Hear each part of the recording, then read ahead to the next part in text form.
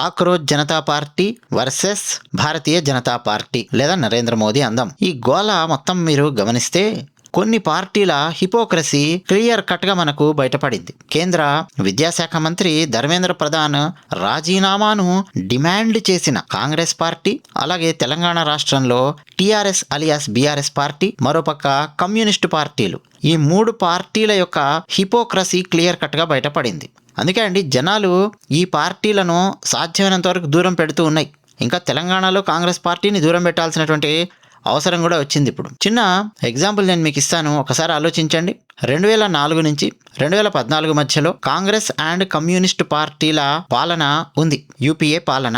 So 2004 నుంచి 2014 మధ్యలో అసలు ఏ పరీక్ష పేపరు లీక్ అవ్వలేదా? ఆలోచించండి. మరి అప్పుడే ఎవరైనా సరే విద్యాశాఖ మంత్రులు, సరే అప్పట్లో హెచ్ఆర్డి మినిస్టర్ అని చెప్పి పిలిచేవాళ్ళు, కేంద్ర మానవ వనరుల అభివృద్ధి అని చెప్పి ఉండేది, రాజీనామా చేశారేమో చూడండి. 2004 నుంచి 2009 మధ్యలో అర్జున్ సింగ్ కేంద్రంలో ఆయన మంత్రి. 2009 నుంచి 2012 మధ్యలో కపిల్ సిబాల్ అదే శాఖ మంత్రి. 2012 నుంచి 2014 మధ్యలో ఎంఎం పల్లం రాజు గారు ఆయన మంత్రి. సో 2004 నుంచి 2014 మధ్యలో ముగ్గురు కేంద్ర మంత్రులు ఉన్నారు. 2011లో యూపీఏ హయాంలో ఏఐఈఈ పేపర్ లీక్ అయ్యింది, all India engineering entrance examination.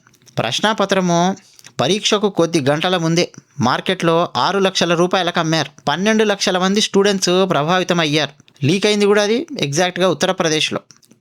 But రాష్ట్రానికి చెందినటువంటి పేపర్ కాదు. ఆ తర్వాత వేరే రాష్ట్రాలలో కూడా దాన్ని పరీక్షకు కొన్ని గంటల ముందే 6 లక్షల రూపాయలకు అమ్మారు. ఎవరైనా ఆ టైంలో రాజీనామా చేశారా చెప్పండి? మరి అప్పుడు మంత్రి కపిల్ సిబాల్ ఉన్నాడు, ఆయన ఏమన్నా రాజీనామా చేశాడా? కాంగ్రెస్ పార్టీ ఆయనను రాజీనామా చేయించి బయటికి పంపించాల్సింది, మరి ఎందుకు చేయలేదు? నైతిక బాధ్యత వహించి రాజీనామా చేస్తున్నాను అని చెప్పి కపిల్ సిబాల్ రాజీనామా చేసి ఎందుకు బయటికి వెళ్ళలేదు? నెక్స్ట్ ఏఐపిఎంటి, అలాగే ఎస్ఎస్సి లీక్స్. యూపీఏ హయాంలో అండి మెడికల్ ప్రవేశ పరీక్ష ఏఐపిఎంటి అని ఉండేది, అలాగే ఎస్ఎస్సి అంటే 10th క్లాస్ కాదు, తెలుసు కదా ఎస్ఎస్సి అంటే ఏంటో. చాలా సార్లు అండి లీకేజ్, మాస్ కాపీయింగ్ ఇవన్నీ బయటకు వచ్చాయి. మరి కేంద్ర మంత్రులు ఏమైనా రిజైన్ చేశారా? చేలా. కమ్యూనిస్టు పార్టీల పాత్ర చూడండి. 2004 నుంచి 2008 వరకు కమ్యూనిస్ట్ పార్టీలు సిపిఐ కావచ్చు, సిపిఎం కావచ్చు, యూపీఏ ప్రభుత్వానికి బయట నుంచి మద్దతు ఇచ్చాయి. మరి ఆనాడు జరిగినటువంటి లీకుల విషయంలో కమ్యూనిస్టు పార్టీ ఎప్పుడు కూడా కాంగ్రెస్ పార్టీ మంత్రులు రాజీనామా చేయాలి అని చెప్పి డిమాండ్ చేయలేదు. కానీ ఇప్పుడు మీరు గమనించారా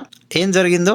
నీట్కి సంబంధించిన పేపర్ లీక్ అయ్యేసరికి ఈ హిపోక్రసీ గాళ్ళందరూ కలిసి, అంటే వీళ్ళు అధికారంలో ఉన్నప్పుడు పేపర్లు లీక్ అయితే వీళ్ళ కేంద్ర మంత్రులు ఎవరు కూడా రాజీనామా చెయ్యరు. కానీ ఇప్పుడు వీళ్ళు ఏం చేస్తారు?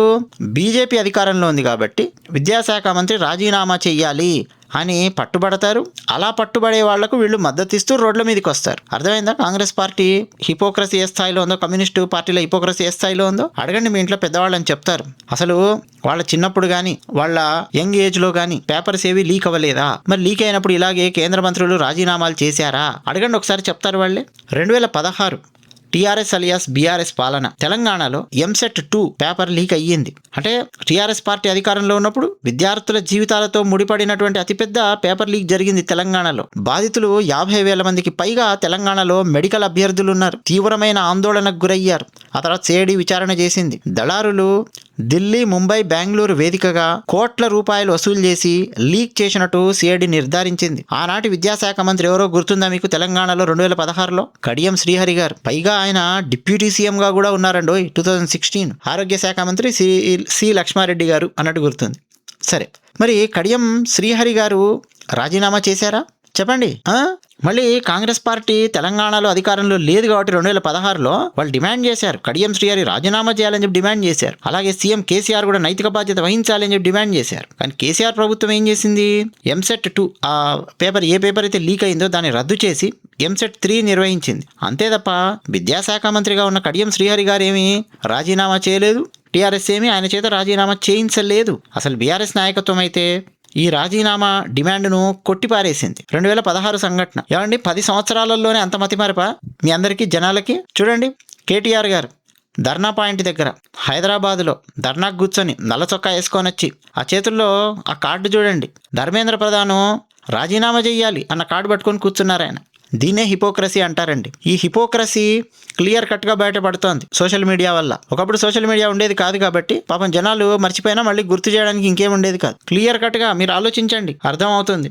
అంటే హిపోక్రసీ ఏ స్థాయిలో ఉందో చూడండి. కాంగ్రెస్ పార్టీ, బీఆర్ఎస్ పార్టీ, కమ్యూనిస్టులు వీళ్ళందరూ ఒకే తాటిపైకి వచ్చి ధర్మేంద్ర ప్రధాన్ రాజీనామా చెయ్యాలి అని కోరడం మీద క్లియర్ కట్గా అంటే రాజకీయ ప్రయోజనాలు ఎలా దాగి ఉన్నాయో చూడండి.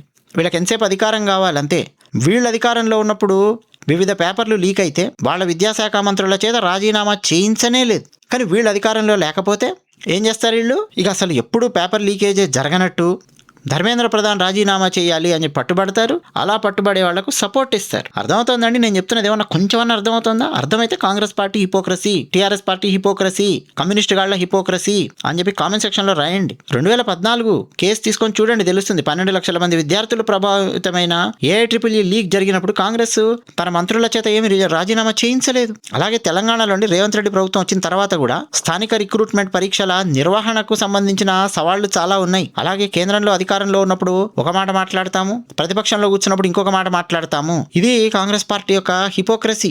2016 ఎంసెట్ 2 లీక్ తెలంగాణలో జరిగినప్పుడు పరీక్ష రద్దు చేశాము, తప్పు సరిదిద్దాము, మళ్ళా పరీక్ష పెట్టాము, మా తెలంగాణ విద్యాశాఖ మంత్రి రాజీనామా చేయాల్సిన అవసరం లేదు అని తనను తాను సమర్థించుకున్న బీఆర్ఎస్ ఈనాడు ఏం చేస్తోందని కేంద్ర మంత్రి రాజీనామా చెయ్యాలి అని పట్టుబడుతూ ఆ ధర్నా పాయింట్ దగ్గర వెళ్ళి కూర్చున్నారు. ఇది ద్వంద్వ ప్రవృత్తికి, ద్వంద్వ వైఖరికి నిదర్శనం. సో మొత్తానికి ధర్మేంద్ర ప్రధాన్ గారు రాజీనామా చేస్తే చేసుండొచ్చుగాక, కానీ అండి ఒక మంచి వ్యక్తి చేత రాజీనామా చేయించినటువంటి పాపం వీళ్ళందరినీ కట్టి కుదుపుతుంది. అంతేకాదు వీళ్ళ హిపోక్రసీ క్లియర్ కట్ గా ప్రజల ముందుకు వచ్చేసింది. ప్రజలకు స్పష్టంగా అర్థమవుతోంది. నరేంద్ర మోదీ గారి ప్రభుత్వం హిపోక్రసీతో ఏనాడు లేదండి. అధికారంలో ఉన్న ఒకటే మాట, ప్రతిపక్షంలో ఉన్న ఒకటే మాట మాట్లాడుతుంది. వీళ్ళ హిపోక్రసీ ఇది.